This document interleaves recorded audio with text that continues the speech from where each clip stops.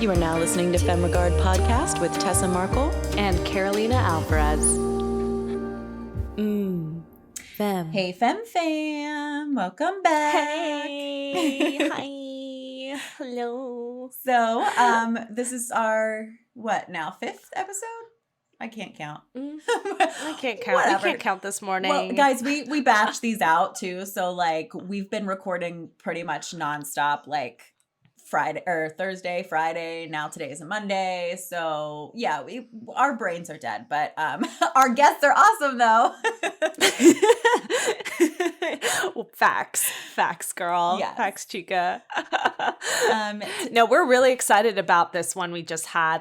Oh my God, such great information. Mm-hmm. And Tessa, you specifically are such a huge fan to the work. So why don't you let our listeners know who it was? What's up? Sure. So today we have Sujata Day.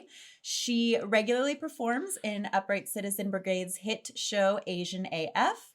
And she's known for her starring role as Cece on Issa Rae's The Misadventures of Awkward Black Girl. That, of course, then became Insecure on HBO, which Sujata also had a role on.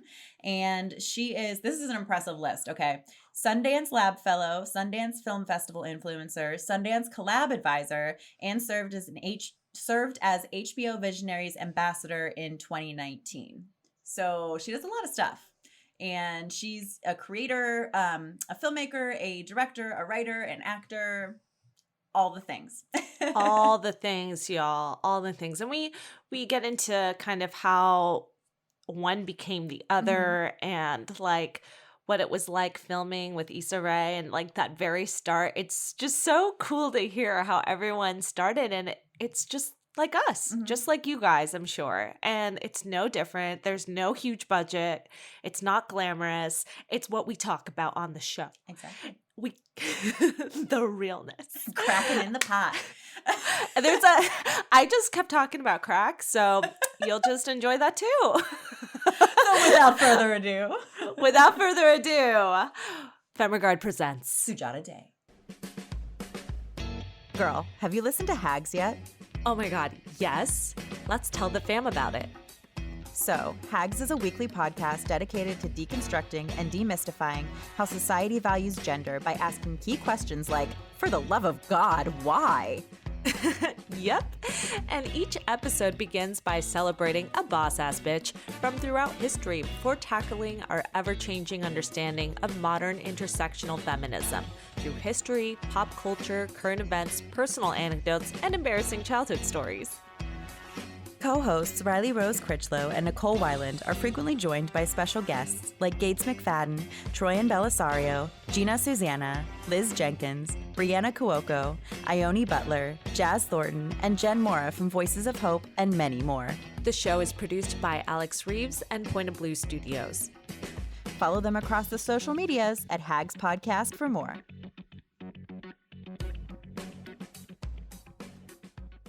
I am super excited about our guest today. Sujata is from Greensburg, Pennsylvania, which I know some of you listening are friends and family from home, so you know exactly where that is. But I had found her from listening to A Brighter Lens, which is another podcast that I highly recommend. I listen to every new episode as it comes out from them. But thank you, Sujata, for coming on today. We're super excited to talk to you. Thanks for having me. This is going to be fun. I'm excited. Absolutely. So I know you do a lot of things. I was reading your bio. So you act, you write, you direct, you produce. Do you have something, one of those specifically that's your favorite? Or have you just come to love all of them now? I've definitely come to love all of them except for producing now. Okay. Producing is not fun for me. And I think it's important to know what works for you and what doesn't. And that's the one that I would prefer not to do in the future, but I will probably be made to do over and over again. Mm-hmm. I definitely moved to LA as an actress, and that was my first love. And I did a musical in high school. My first musical was Guys and Dolls. And of course I tried out for Adelaide, but I got the role in the ensemble as a hot box dancer. And it was just so fun. It was one of the most fun moments of my life. And my parents came every night with a bouquet of flowers, and I was like, oh, this is it. This is it. But something that, I mean, a lot of Indian kids go through is that where I personally was also really good at math and science. So I did well in math and science in college. I graduated with an engineering degree. Were you part of the mathletes? I was. I was part of the mathletes, and I know nothing, but I know Mean Girls. So yeah. So I was part of all the, the nerdy, smart people groups, and somehow at our school, like nerdy people were still cool. So it didn't bother me in any way. And 21 Jump Street. I'm gonna keep going. hilarious. And Did then you sell crack too? Just kidding. Don't tell us. well, maybe we're not gonna get into that. I did live in Greensburg, whatever that means to everyone. I wasn't gonna say it. Tessa actually goes way back. Way back with Sujata. Yeah. So then, I continued. Not only did I do engineering, but then I also continued to do plays, and I would write stories, and I would take screenwriting and playwriting and be in musicals. So I was kind of doing it all. And then once I studied abroad in Australia for a year, I was like, oh, this is what I really want to do with my life. So I just kind of manipulated my life so that I would end up in LA. So I got a job with a consulting firm called Accenture, and they moved me to LA, and I was on this really generous salary as, an entry level person in consulting. And honestly, it was the best job because you don't have to really go to work unless you're placed on a project. And I just tried really hard not to be placed on a project. Yeah. So I would have all my phone calls go to my cell phone. I would go to acting class. I would get my headshots. I would go to auditions. I would find an agent. And so I was doing all these things while still on this really great salary from a random job. And it was great. Like you asked, acting was my first love, but then, I started, writing, and I could see that in terms of the jobs that I was auditioning for, it wasn't the stuff that I necessarily wanted to play. So writing became that avenue of creating the characters that I wanted to play. And then as I was on Awkward Black Girl, I saw firsthand how Issa, wrote her own story and put it all together and put it out on YouTube. And I was like, oh, well, that's a great blueprint for me. Yeah. So my writing just, I just started writing a lot more in that time period. And in terms of directing, that's been more recent years. I did my short film, Cowboy Indian, in 2017. And that was really fun. And I just super enjoyed directing. I think actors make really natural directors because we understand what actors need. Preach. Yeah. It's something obviously that we have to learn in terms of directing. For sure. Is all the technical stuff and how to communicate with your DP and the rest of the crew. But I think inherently, I remember the directors that I loved working with, and I tried to channel them when I was directing. So it was really fun and actually an awesome time directing my first feature, Definition Please. And so I will say that I love acting, writing, and directing equally. Okay. It's so funny. Someone the other day asked me the same thing. And I was trying to say, because Tess and I both started out as actors and as well, and branched off similarly to you. And it's funny when you write something too, especially something so personal, and it just comes out of you, get that same actor high that you first fell in love with. It's like that same performance high, but in a different way. If you know what I mean. Anyone else out there know what I mean? It's because it's still, it takes longer. Like that performance high you get as an actor on stage, musical theater, that all that energy.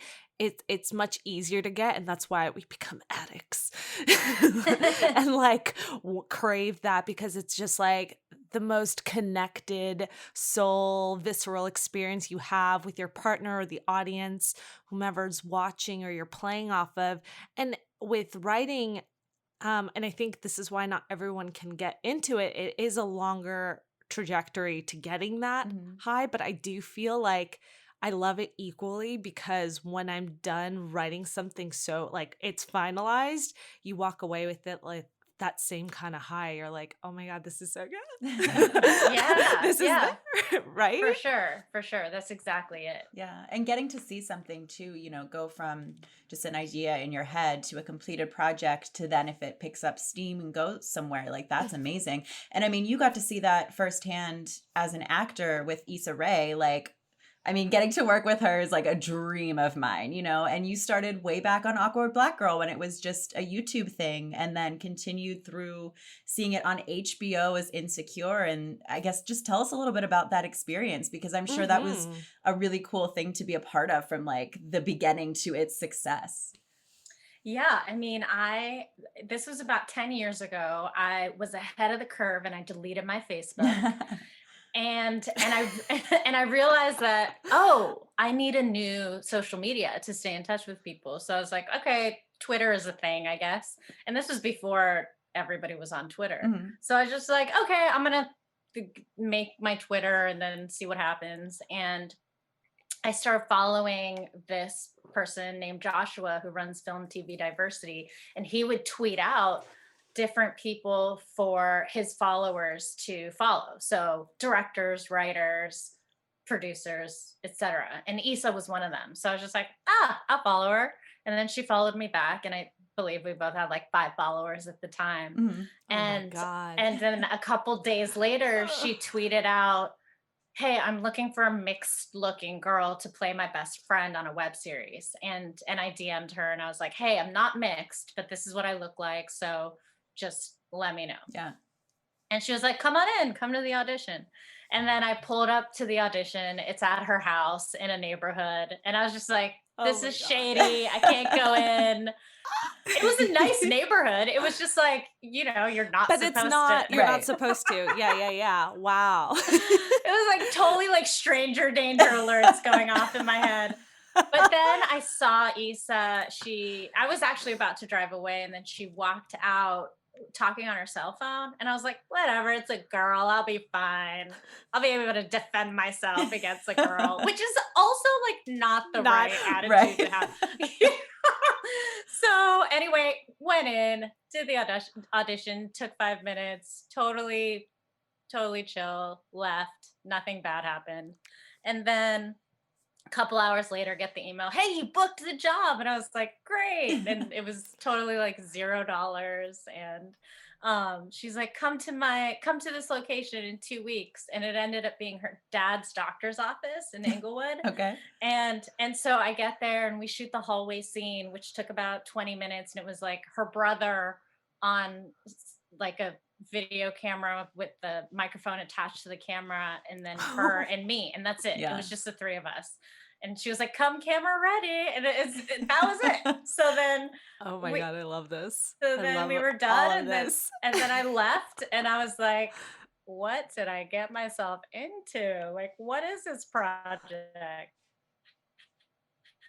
And then of course, it blew up, and we did a Kickstarter, and the Kickstarter was really successful. And then Pharrell called to finance season 2, and then Issa got the deal at HBO, and that HBO process took 3 years for her. Wow. And wow. I feel like people don't understand how much time all of it took. Right. Even with Awkward Black Girl, this was Issa's 3rd web series. Oh, I didn't know that. So it's all about, just putting stuff out there, seeing if it sticks, and not putting all your eggs in one basket.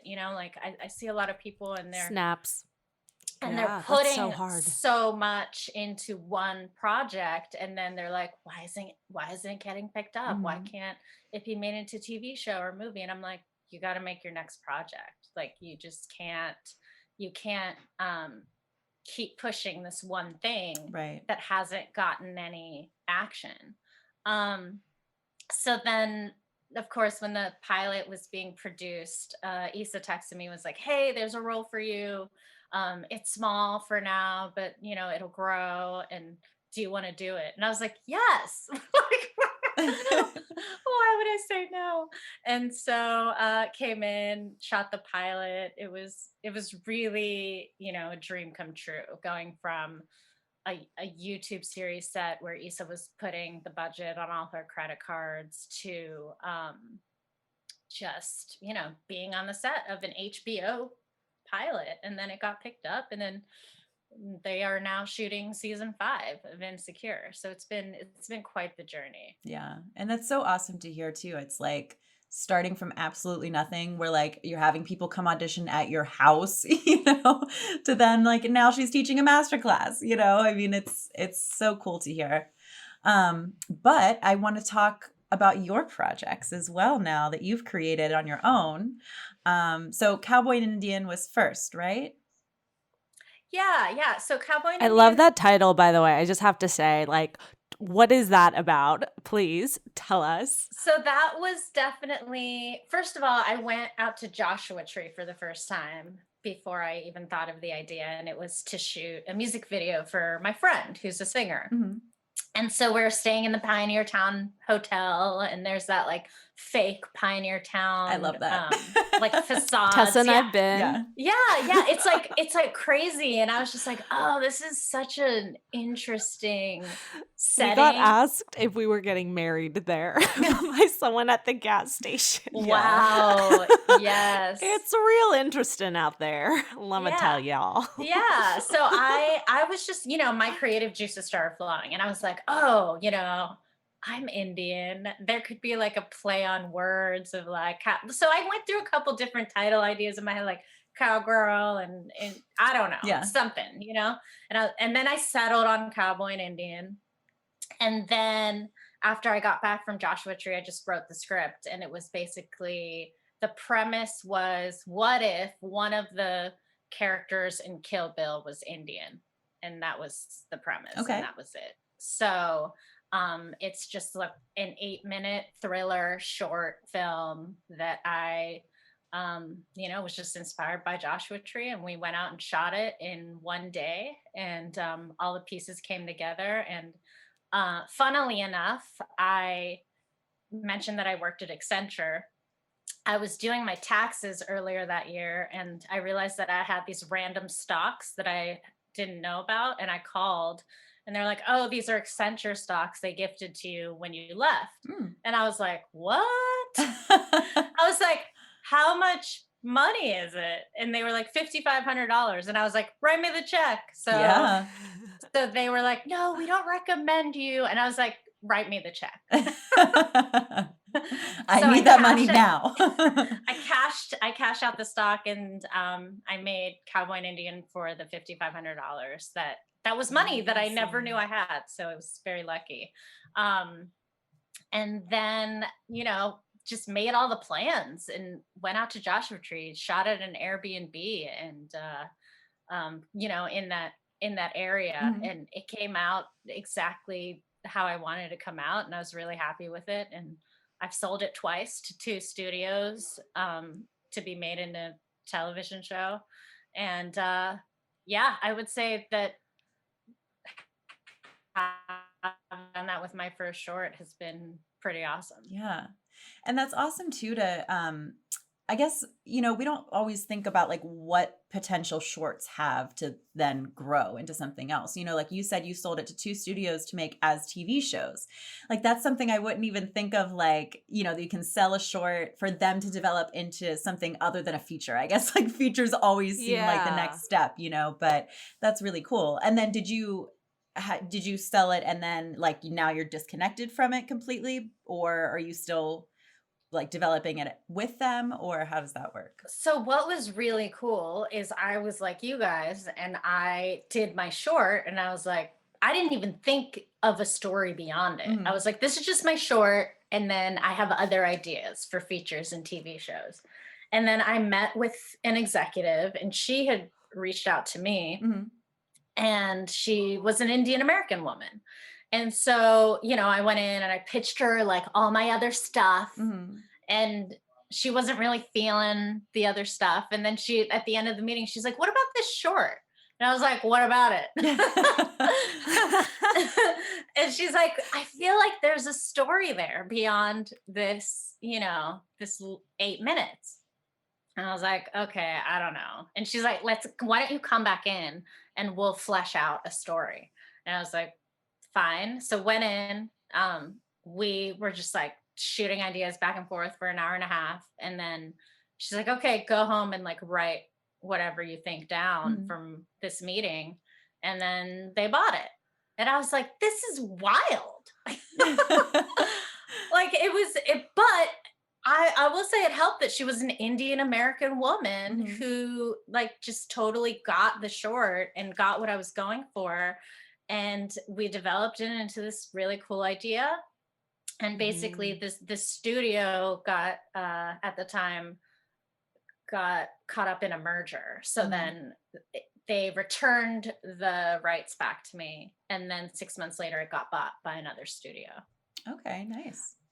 I think that's a great example of how people get producers, investors, or television networks to pick up your work. At the end of the day, they also, when you're pitching to them, there's something about that project that they want to feel invested with, because it's going to be their time, energy, and money putting on the project that they go along with. So I definitely think it's so telling there, right then and there, like she was emotionally invested, and that's why she picked that one up. And it's always good to have, like you said earlier too, like multiple things, because you just never know. But like what's going to resonate with a specific person to go that extra mile with the project that you're like, I was so done with that. That was a short. But right there, it's like she was just she was just invested. She's like, this connects to me, and I'm gonna take a chance with this. Yeah, that's exactly how it was. So I think that's so cool. That's so cool. You're like, I know. And yeah, I never would have thought like with a short that's in a way, like Tess and I we're like have some proof of concepts in the work. I guess that's kind of like the same idea. It's again, not the full feature or television series, but you get an idea for the world and the characters and the message, that you were bringing forth. So I guess, yeah, they make just as great pitches to evolve to a full either series or film.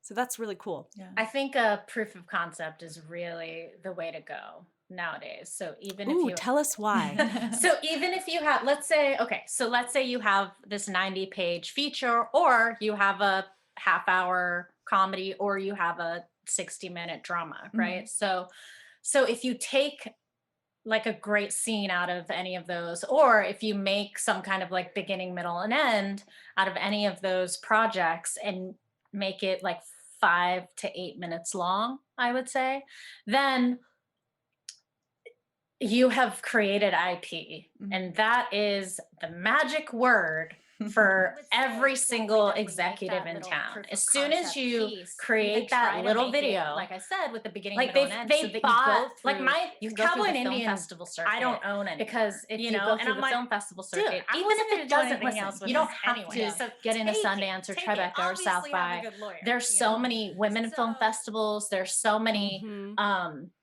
Like I'm getting into a lot of Asian American film festivals, and they've been great. And if you're Black, go to ABFF. If you're gay, go to Outfest. And so go to all these kind of specific film festivals, and guess who's there? It's all the executives at NBC, at HBO, at Disney, at Hulu. And so I think making that proof of concept is so important after everything that I've been through with making my short, where I didn't think it was going to go anywhere where I was ready to move on to another project. This is like, you know, the sales of my short helped pay for Definition Please. Yeah. And for listeners, if you're hearing IP for the first time, that means intellectual property. And that's like everything for you as a creator. Like that's stuff you need to make sure you protect, you own, you guard. Like that is your commodity.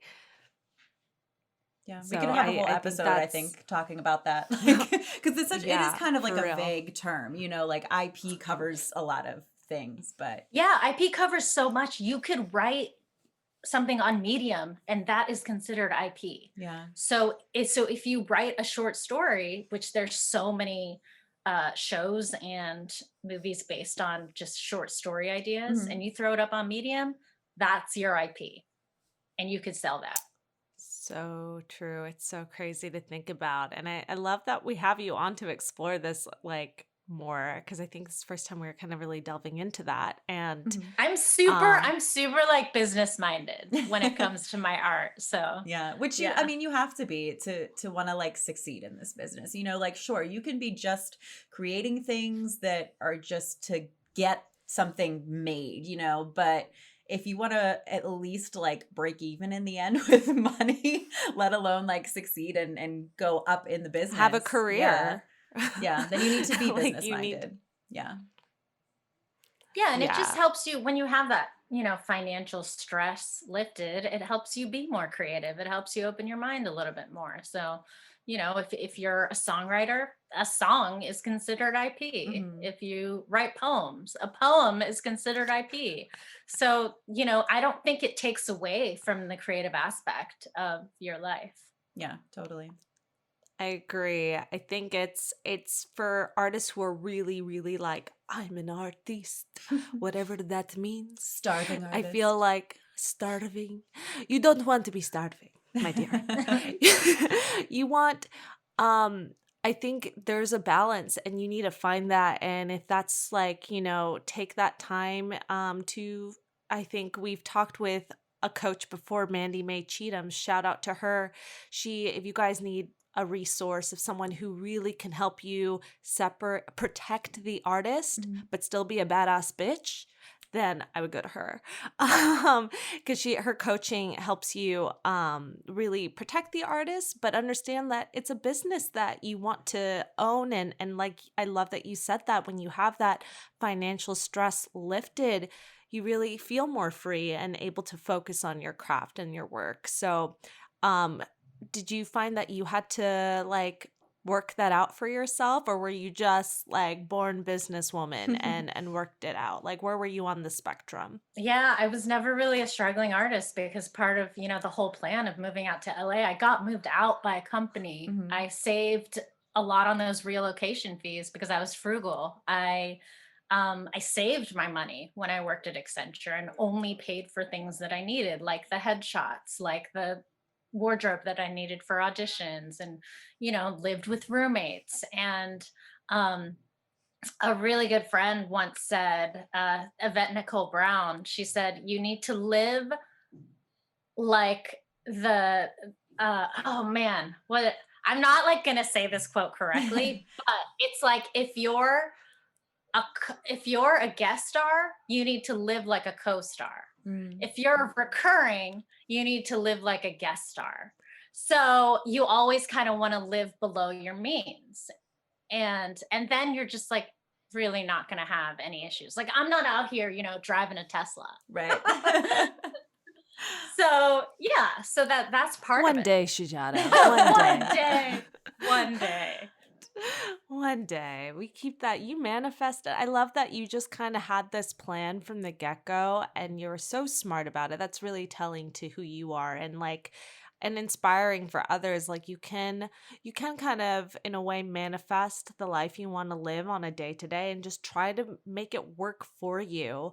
I know at times I've done things out of stress to create like a solution, and that's not the way to go. Like we need to process and kind of meditate on what could really work and be resourceful. And I love that you said like, you kind of have to live a certain lifestyle till you can get to the next and the next. And it doesn't have to be like a whole sacrifice. I love that you said I'm not a starving artist, but I do think I'm trying to, Tessa, what was that guest we had that sorry, I'm blanking out on your name, Elizabeth Blake Thomas. Oh yeah, Elizabeth Blake Thomas. Yeah, We had her, I think, on our very first season, guys. I'm pretty sure, all the way back from season 1, and she lives on her boat in Marina Del Rey and doesn't drive a car, and that's her life. She's a producer, and she's produced like so many films. I can't even count them right now.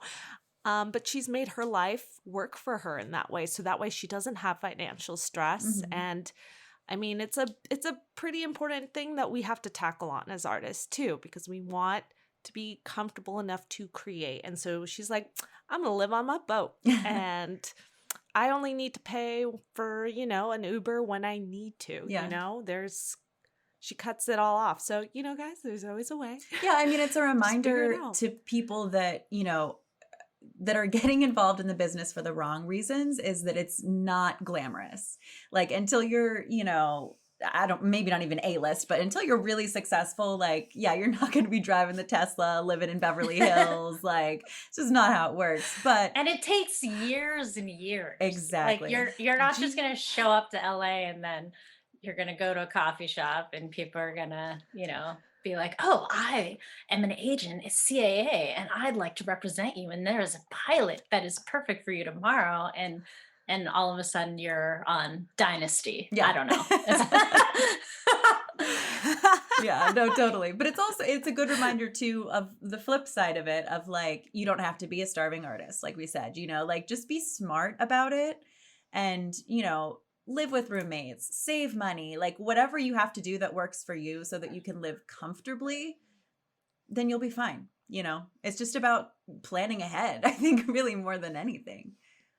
Yeah, for sure. It is about planning ahead, having a plan, not coming here with $500 in your bank account, because that's not going to work. Yeah. No. And having realistic expectations. Yeah. So true. Yeah.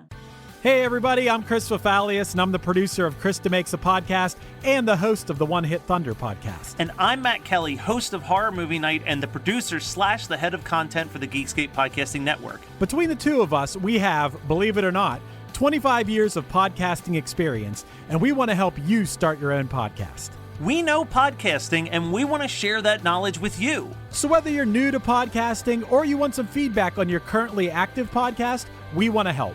Or perhaps you're just overwhelmed with all of the editing work. Well, we can help you with that also. You can contact us at info@weknowpodcasting.com for more information. We're excited to help your podcasting dreams become a reality. So on the topic of plans, what's next for you, Sujata? What's cracking in your pot? Wait, that sounds also... What's cracking in your pot? What's cracking in my pot? It's a new saying. All the kids are going to be saying it. There's a lot, actually. I'm still going through the festival circuit with Definition Please, which has been really, really fun. And we're just enjoying that and doing panels for those festivals. We have Seattle Asian American Festival coming up and Colorado Dragon Film Festival. And are you flying for those? Sorry. No. Are you traveling? Everything is virtual right now. Everything since pretty much March has been virtual. And we did have to, make the decision of, are we going to do these virtual film festivals or are we going to wait? And that's why I'm curious. And I'm really glad that we didn't wait. And we premiered at Bentonville, which was a really awesome, fun festival. And I came back there as an alumni because Cowboy and Indian was there as a short film. And yeah, I actually have been really productive over the quarantine. I wrote 2 features and a pilot. So I am out pitching right now, and I'm just, developing a book idea. And I have 2 TV projects at places. So we're working on those. So just staying really busy, actually. Yeah, that's awesome. Yes, we love that 2020 to 2021 energy. Yeah. We're here for it. Because Carolina and I have been super busy through quarantine as well. And a lot of our guests who we talk to, they're just using this time to create, which I think is awesome. Starting their own companies, Yeah. creating their projects, and it's just so inspiring to be in that energy when you feel like it's the world's coming to a a crazy halt, and you're like, oh no, that's so great to hear. Do you feel that the doing the film festivals virtually, is that still, you find you're making connections and getting, I know it's different, of course, but do you feel like you're still able to connect with the other filmmakers or producers that are attending? I think they're trying to do the best that they can, and they'll set up happy hours for us, and filmmaker get-togethers via Zoom, and then we'll break out into the smaller rooms and be able to talk to each other. I do feel like that's definitely missing from the virtual film festival circuit, is the traveling and the just hanging out and watching a film, and then hanging out with that filmmaker afterwards and talking about his or her film. Yeah. And so that is something that I'm not that crazy about, but we kind of just decided to do the festival circuit because I didn't want to wait. There are a lot of filmmakers who haven't released their films. They're waiting for everything to get up and running again. And I was just like, no, I have too many other projects to just sit on this, So I just decided to say yes to the virtual film festivals, even though, we got into Hawaii Film Festival and I would have loved to have gone to Hawaii. Right. But maybe you will on your next project. Yeah. I kind of love that you're not just waiting around for it. And maybe that's inspiring to other people who are on the fence. Should I wait? Should I not? I think, again, at the end of the day, it's about moving on to your next one and your next one. Yeah. And I mean, I feel like something awesome and optimistic that happened was, at the time, Bentonville was in August, and my film premiered there. And then we got a lot of press from just being out on the festival circuit because there were no films coming out in theaters. Yeah. So people are like, what are we going to write about? And then I'd be like, oh, here's my movie. And they're like, sure, we got nothing else to write about. We don't have a new Captain America to write about, so we'll do this instead. So that felt kind of serendipitous. Yeah. I think that also, it lays the groundwork too. Something we don't always necessarily think about with film festivals is beyond just meeting the other creators there, it's building that relationship with the festival itself. Like you said, you came back as an alumni to Bentonville Festival.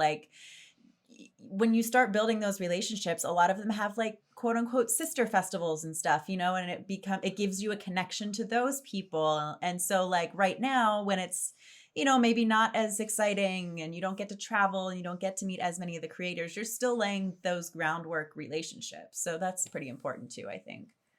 Definitely. The lead programmer at Bentonville, Drea, she introduced me to 3 other festivals that we played at. Yeah. So that's exactly what happened. And those were festivals that I did not have a prior relationship with. So now I do. And, on my next film, I'll be able to just hit them up directly and be like, hey, do you want to play my second film?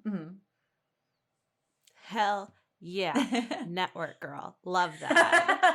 She's got some fire in her pot, y'all. You better watch out. Watch out for her films. Where can people see some of your latest and greatest work?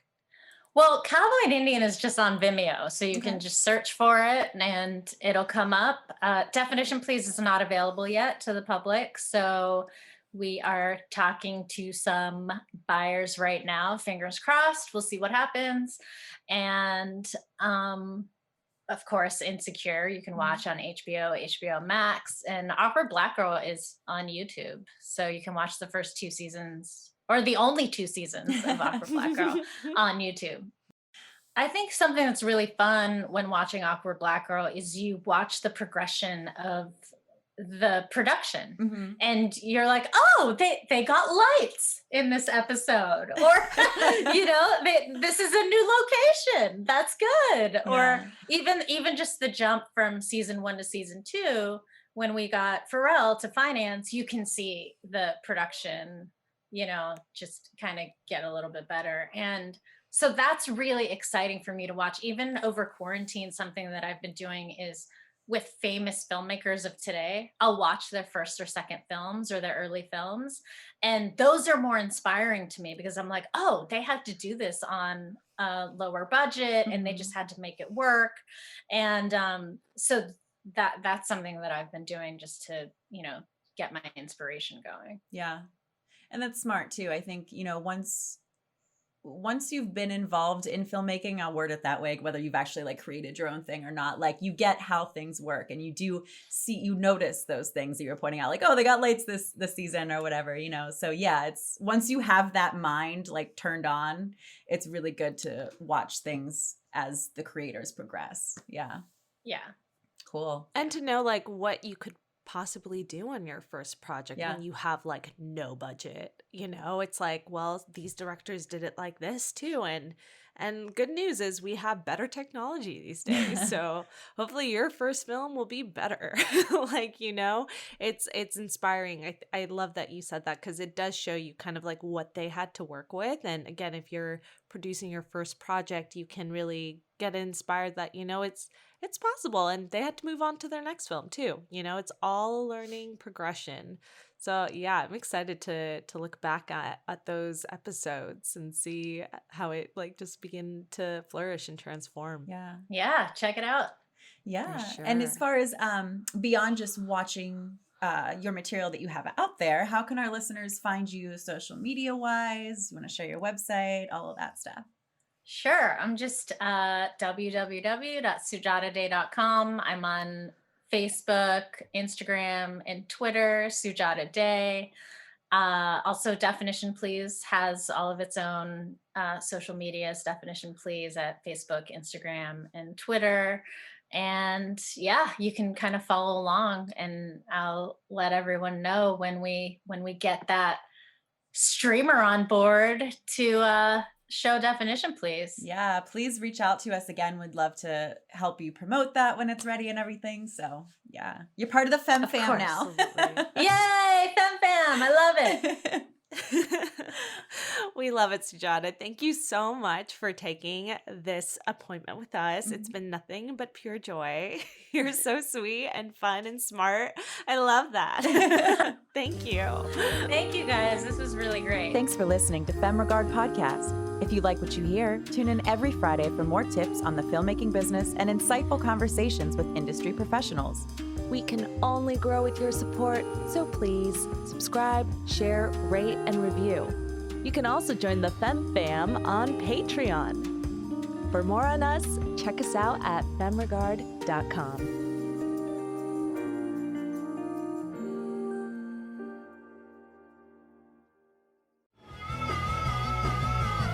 You're listening to the Geekscape Network.